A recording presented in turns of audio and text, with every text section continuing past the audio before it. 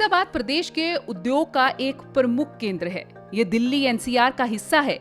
1970 से यहाँ लोकसभा चुनाव आते रहे हैं। ये संसदीय क्षेत्र जिला पलवल और फरीदाबाद से मिलकर बनता है। इस बार फरीदाबाद से कुल 24 उम्मीदवार चुनाव लड़ रहे हैं। इनमें विभिन्न राजनीतिक दलों के 17 और 7 निर्दलीय उम्मीदवार शामिल हैं।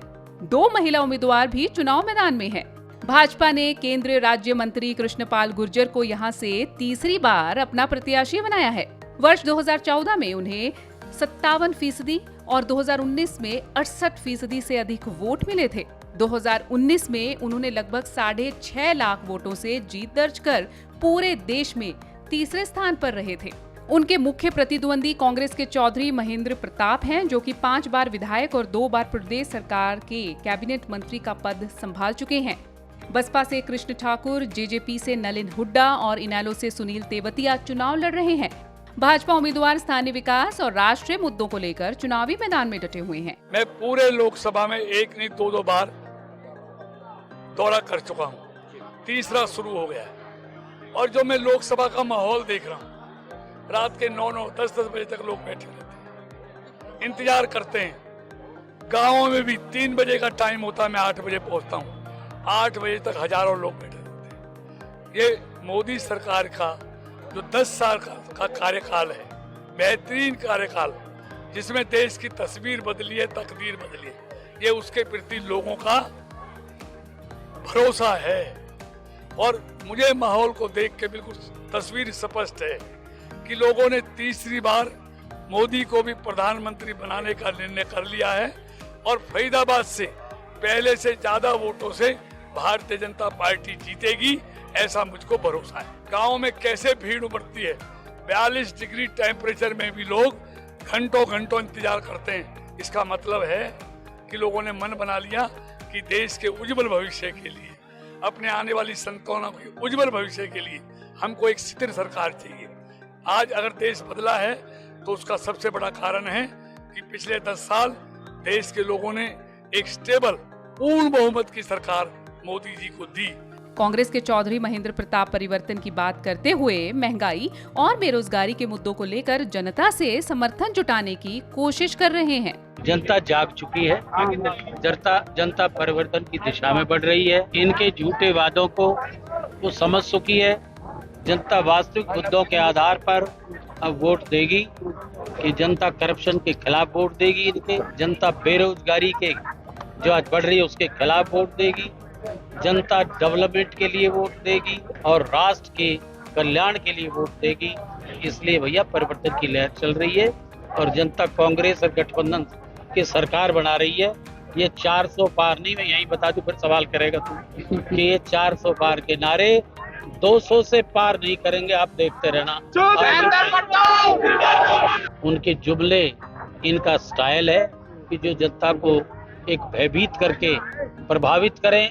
एक वादा पूरा नहीं, गारंटी की गारंटी में लोगों को बहकाना, जुमले बाजे, यही सरकारें हुआ करती हैं। बाकी बहुत अच्छा लोगों का समर्थन हमें मिल रहा है हर गांव में, और जो दिन पे दिन हमें पहले से बढ़ के मिलता जा रहा है। और जब तक शायद चुनाव की तारीख आएगी तब तक हम लगभग चुनाव एक तरफा कर चुके होंगे। जो पहले काम 100 रुपए में होते थे, आज 500 में होते हैं। 500 वाले 5000 में होते हैं, 5000 वाले 50,000 में होते हैं। होते अब भी हैं। जो ईमानदारी का ढिंढोरा पीटती है सरकार, आज दफ्तरों में जाकर देखो तो भीड़ लगी है। दूसरी बेरोजगारी, 2 करोड़ रोजगार देने की बात सरकार करती थी।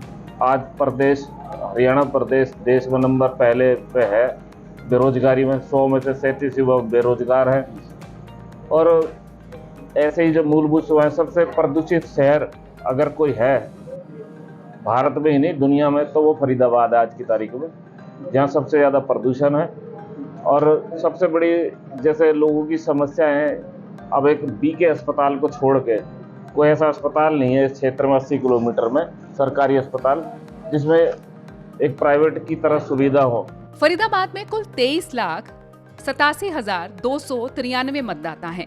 इनमें 12,95,943 पुरुष और 10,91,350 महिला मतदाता हैं। 120 थर्ड जेंडर मतदाता हैं। चुनाव में मतदान का प्रतिशत बढ़ाने के लिए आयोग कोशिशें कर रहा है। लोगों ने भी विभिन्न मुद्दों और मतदान को लेकर अपनी राय प्रकट की है। हिंदुस्तानी होने के नाते मैं एक ही यही बात करूंगा कि सबसे पहले तो मैं हाथ जोड़ के सारे देश से प्रार्थना करता हूं कि हर कोई वोट देने अपना जरूर जाए, मतदान जरूर करे। इसी से ही हमारा देश, कल को आप चुनी सरकार के ऊपर उंगली ये नहीं उठा सकते कि हमारे तो ऐसी सरकार है, ऐसी सरकार नहीं है, आपकी चुनी हुई ही सरकार है जिसका आपका पूरा फर्ज। मुद्दा वोट का रहने वाला है। हम सिर्फ इसी बात पे ये कहेंगे कि हमारे को, चाहे हमारे हरियाणा के अंदर हमेशा शुरू से कांग्रेस और बीजेपी, इन दोनों का ही हमेशा पलड़ा भारी रहा है।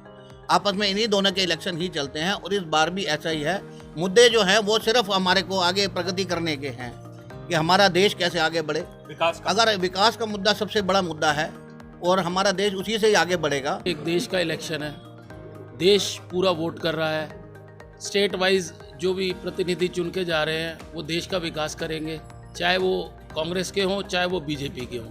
उनका काम है कार्य करना।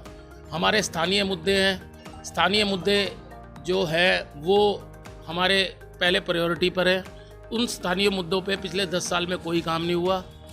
मेरा वोट स्थानीय मुद्दों के लिए है और मैं स्थानीय मुद्दों को सोचकर ही वोट करूंगा। मेरे लिए पार्टी मायने नहीं रखती, मेरे लिए अपने लोग, अपना स्थानीय मुद्दा बहुत मायने रखता है। हमारे फरीदाबाद के अंदर सबसे बड़ी समस्या है पीने के पानी की।